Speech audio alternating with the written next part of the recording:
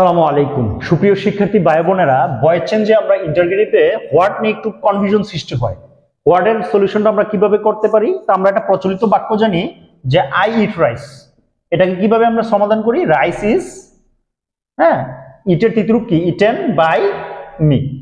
কিভাবে করি? অবজেক্টকে আমরা সাবজেক্ট করি, রাইসের অবজেক্টও যা সাবজেক্টও তা, তারপর একটা বি ভার্ব আনি, তারপরে ইটের তৃতীয়রূপ হলো ইটেন বাই আই এর জায়গায় কি হয়?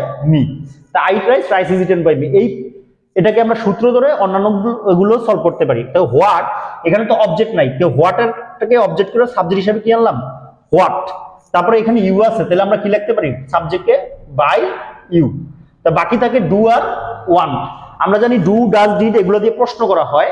ডু ডাজ দিয়ে প্রশ্ন করা হয় বর্তমানকে, তাহলে আমরা একটা বর্তমানে কি ভার্ব আনি? Be verb. তাহলে হোয়াট ইজ ওয়ান্টেড রূপ কি? Wanted. What is wanted by you. ঠিক এরকম ভাবে এই হোয়াটটা হলো অবজেক্ট, এটাকে সাবজেক্ট করলে হয় হোয়াট। তারপরে বাই হিম, কারণ হি এর অবজেক্ট কি? হিম। তো বাকি রইল হ্যাজ ডান। তাই হ্যাজ ডান থাকলে আমরা জানি হ্যাজ এর পরে ইজটা কি হয়ে যাবে? বিন। আর ডান, তাহলে হ্যাজ বিন ডান। তো এই ছিল হোয়াট সম্পর্কিত আমাদের আলোচনা।